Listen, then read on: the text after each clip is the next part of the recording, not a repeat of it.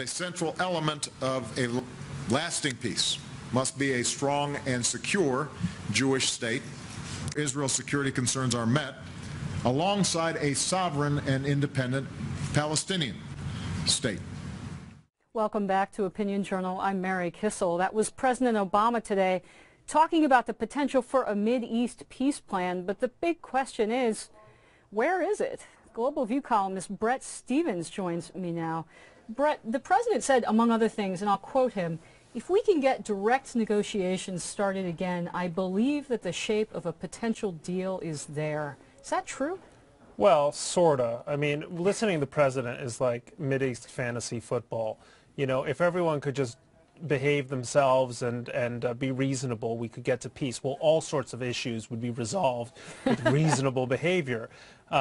So he was arguing that he believed that a peace deal was a possibility, and that the Palestinians, not only the Palestinians, the entire Arab world would eventually come around to recognizing a Jewish state of Israel living within recognized borders.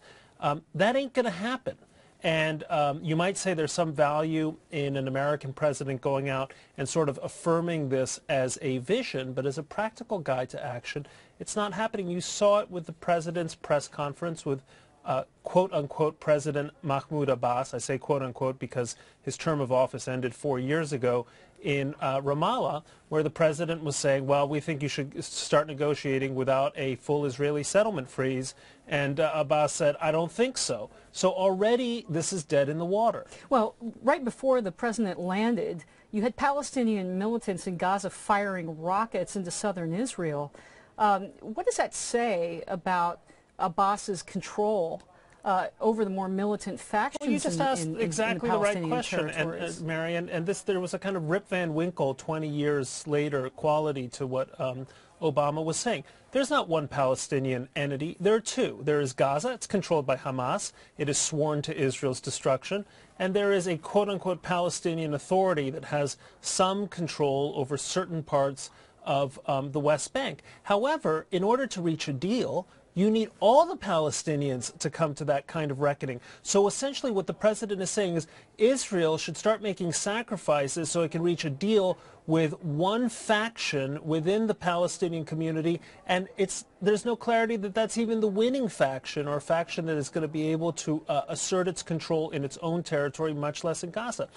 So all of this has a quality of a kind of Wizard of Oz, let's pretend it's real sort of thing. So it's just kind of a strange experience watching. And Bret, that puts the Israelis in a very difficult position. How has President Netanyahu reacted to these kinds of, as you call them, fantasy proposals? Well, Prime Minister Netanyahu, Shimon Peres is the largely symbolic president. Look, there is a side to this whole thing, which is let's put the past 4 years of personal rancor behind us. And you heard the president talking about my friend Bibi, referring to Netanyahu's nickname, Bibi. They're doing their very best, Mary, to get along, to show that these are two countries that are friends, not just allies or have common interests, but, you know, there's something deeper. And that's, by the way, that's a good thing. It's a good thing that the president has finally realized that he shouldn't alienate American allies just because he happens not to like their leader personally, because if that's the case, then you end up losing most of your friends. Well, has the situation in Iran kind of forced that change on the president and forced him to be more realistic about the need to be closer to Israel?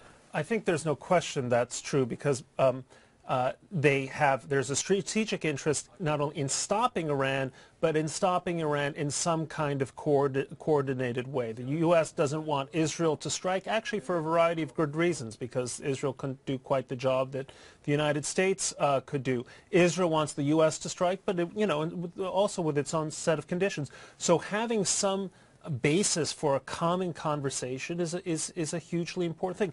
This prime minister, by the way, Prime Minister Netanyahu, has been bending over backwards to accommodate the president. You remember a year ago there was a lot of talk about an Israeli strike before the election. That didn't happen. And that may also be factoring into the president's calculation that this Israeli prime minister, as conservative as he is, has gone some way toward accommodating the wishes of a liberal president. Okay, Global View columnist Bret Stephens on the president's trip to the Middle East and his fantasy peace proposal. Thank you so much for being with us.